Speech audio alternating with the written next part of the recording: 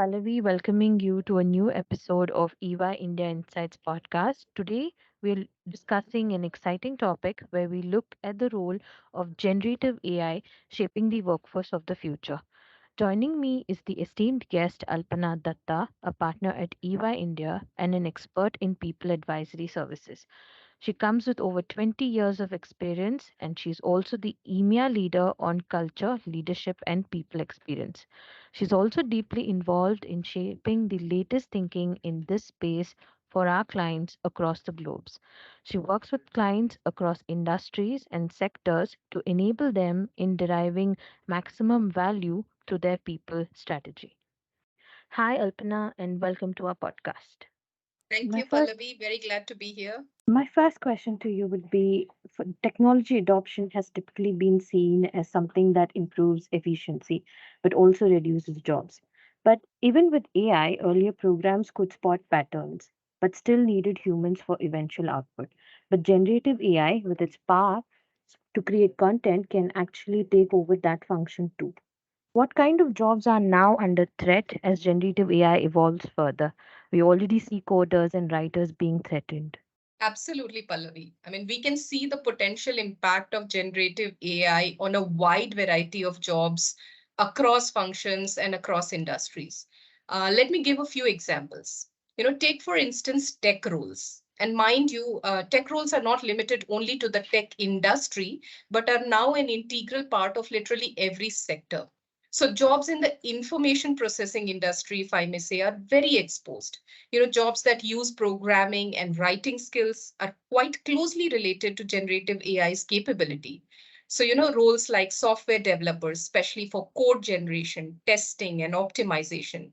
Jobs like QA testers for doing regression testing, integration testing, load testing, blockchain engineers, IT support, and network administrators. All of these are susceptible. Similarly, if we were to look at the financial services, AI could potentially monitor transactions, to give detailed financial advice on saving and spending.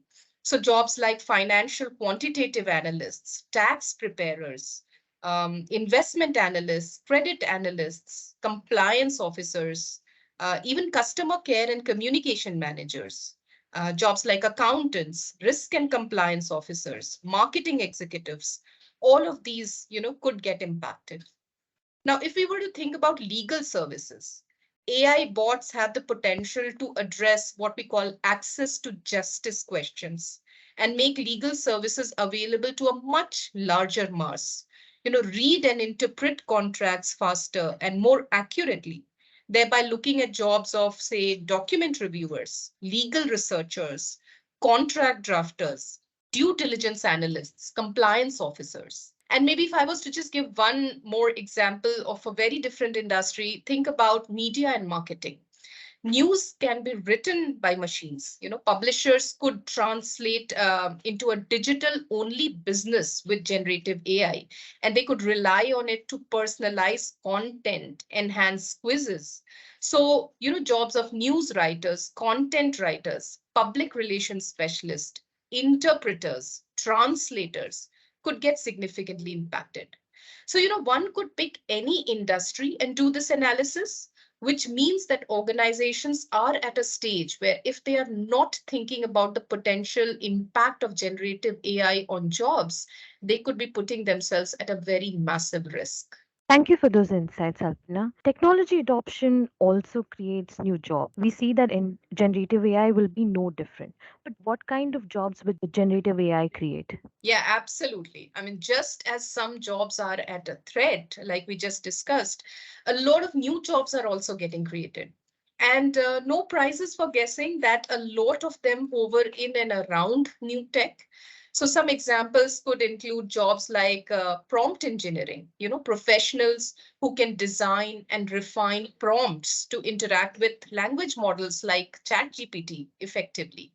AI trainers and explainers to be able to explain the use of generative AI to business, AI ethics specialists and AI auditors, professionals who will need to focus on addressing ethical considerations related to AI to enable more fairness, transparency, and privacy. AI UX designers, who will be responsible for designing intuitive and user-friendly interfaces that enable effective interaction and collaboration between humans and generative AI systems, because that's really a new field altogether.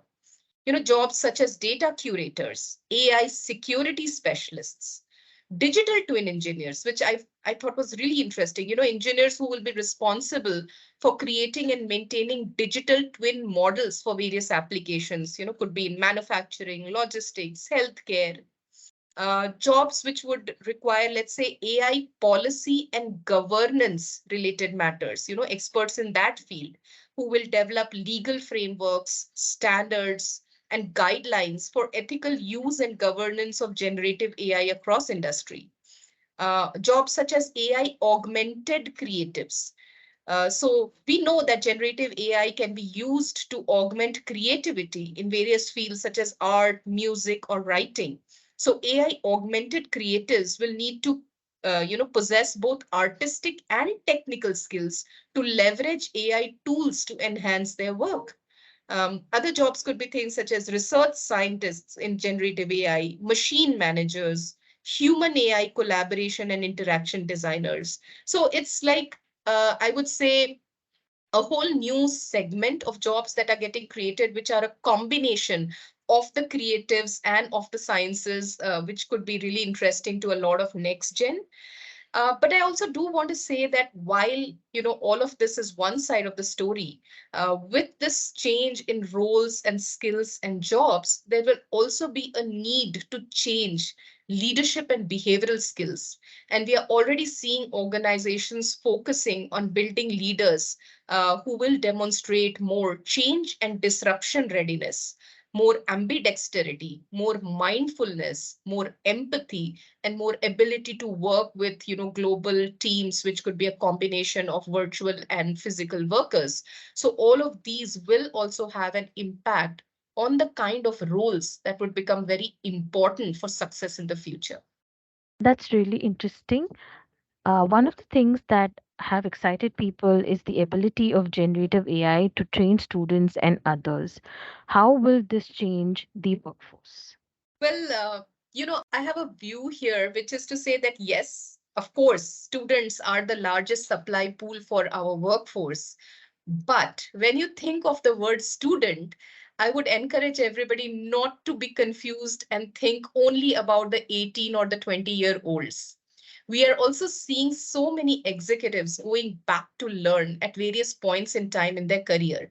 So if I was to think about the term student more broadly, generative AI has a huge role to play in improving both the quantity and the quality of well-educated students. And this could be students who are just about starting their career, and it could be students or executives who have become students for certain parts of their career in order to, sort of refresh their learning and come back into the corporate world. You would also be aware that some edtech organizations and some schools are already well ahead on this path. And if I was to just, throw some light on how, we see them using AI to create enhanced learning material, content, personalized learning that caters to individual student needs and interest. Again, using generative AI for improved training through intelligent tutoring systems, focused again at personalized guidance and instant feedback. So, I really don't need to wait in order to get feedback on what I'm understanding, not understanding. It just helps the student to better understand complex concepts and improve their learning experience. Again, getting into adaptive learning platforms and creating learning pathways that work for each student so that their speed and their pace and their interest is really taken care of. Using generative AI for more collaboration and creativity, which can help in better ideation and brainstorming. And in my view, the other very big use case is where, generative AI is being used for effective translation, which means that students get to learn without the barrier of language. And imagine what that could do, to rural India or to underrepresented parts of the world, which means that one could really stretch this to say that it will create a much more equitable and inclusive environment for the students. Now, if we were to think about this from the employer perspective, I think the implication is that they need to think about a few things. Okay. Number one, I think employers need to play an active role in creating this supply pool, through that industry plus academia partnership. And we are already seeing some organizations creating very niche collaboration courses with universities to make sure that the supply is as needed. Otherwise, it just might create a huge demand supply gap, which will only keep increasing with time. The other thing that employers need to do is also to enable more awareness and continuous learning for their existing workforce so that they don't become outdated, and also actively work through POCs to apply the potential of generative AI into their domain of work and create use cases that they can leverage. So really more exploration, experimentation, and active learning so that the workforce is also constantly rejuvenating itself and able to rise to what the potential of generative AI in organizations is. Thank you, Alpna. We see that generative AI has a huge potential. People have already started using generative AI to write better resumes and cover letters and even prepare for interviews. How are HR managers dealing with this? Well, sure. That is true. But, I would say writing resumes is only one part of the game. So when we test or interview the candidate, if we do a good job of deep diving to discover the true experiences, I think we should be fine. But of course, employers need to constantly be at it to remain at the top of the game.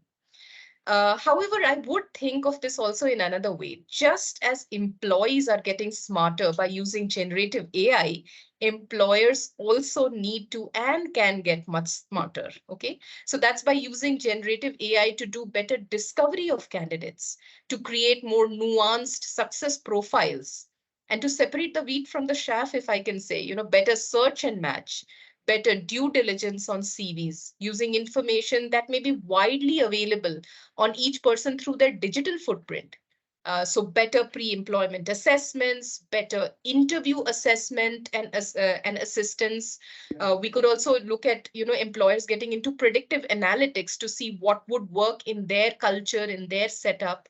And I also am a firm believer that if used correctly, and that's a very big if, because we have to also make sure that generative AI is not being trusted blindly till it matures a little bit more, but it could also have the potential of improving diversity, equity, and inclusion, because we could really look at removing human biases and focusing on more objective criteria.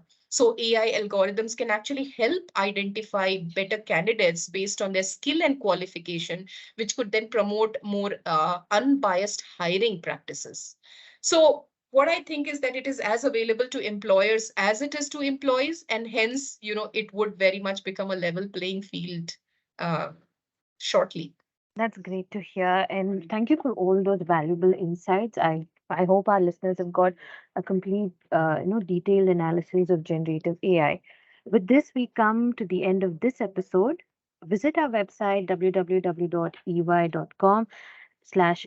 to know more about generative AI in workforce and leave us comments on other such topics on generative AI that you would like us to deep dive into.